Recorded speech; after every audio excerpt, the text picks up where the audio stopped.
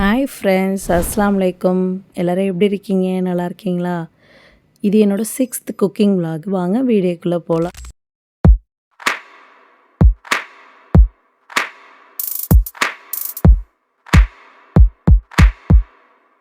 இன்றைக்கி பொங்கல் ரெசிபி தான் பண்ண போகிறோம்.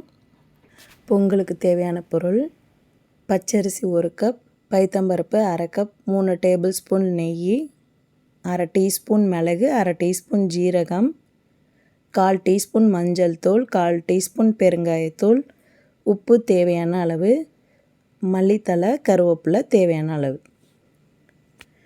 இப்போ அரிசியையும் பருப்பையும் கழுவிட்டு வந்துடலாம். இப்போ கழுவியாச்சு. குக்கரில் அரிசியையும் பருப்பையும் போட்டு வேக வச்சுக்கலாம். 3/4 லிட்டர் தண்ணி ஊற்றிட்டு கொஞ்சம் மஞ்சள் தூள், பெருங்காயத்தூள் போட்டுக்கலாம்.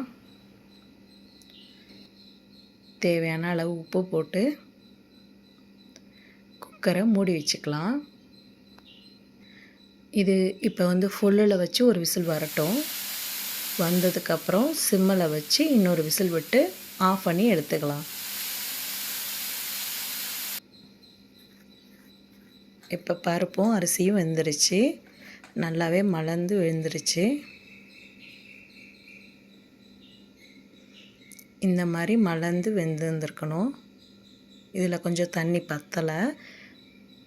நான் தாளிச்சிட்டு கடைசியாக இன்னும் கொஞ்சம் தண்ணி ஊற்றி அதை மிக்ஸ் பண்ணிக்கலாம். இப்போ தாளிச்சிடலாம். 3 டேபிள் ஸ்பூன் நெய் எடுத்து வச்சுருந்தோம்ல, அதை ஊற்றிக்கலாம். இந்த நெய்யில் ஜீரகம் போட்டுக்கலாம். ஜீரகம் நல்லா பொரிஞ்சதும் மிளகு போட்டுக்கலாம்.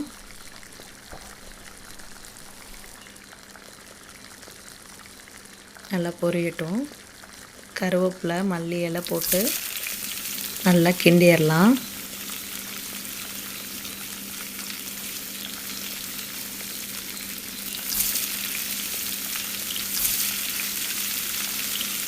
மல்லித்தழை போட்டு எல்லாத்தையும் நல்லா ஒரு கிண்டுனா தான் நல்லா எல்லாம் மிளகு, ஜீரகம், கருவேப்பிலை, மல்லித்தழை எல்லாம் நல்லா பொரிஞ்சு வரணும் ஃப்ரெண்ட்ஸ். அப்போ தான் பொங்கல் நல்ல மணமாக இருக்கும். இந்த மாதிரி நல்லா கிண்டிக்கலாம். இப்போ அந்த அரிசியில் தாளிப்பை ஊற்றிட்டு ஒரு 1/2 கிளாஸ் தண்ணி ஊற்றி நல்லா மிக்ஸ் பண்ணிக்கலாம் ஃப்ரெண்ட்ஸ். அவ்வளோதான் ஃப்ரெண்ட்ஸ், பொங்கல் ரெடி ஆயிடுச்சு. இப்போ நம்ம பரிமாறிட வேண்டியதான். இந்த ரெசிபி பிடிச்சிருந்துச்சுன்னா லைக் பண்ணுங்கள், சப்ஸ்கிரைப் பண்ணுங்கள். Thank you friends. அஸ்ஸலாமு அலைக்கும்.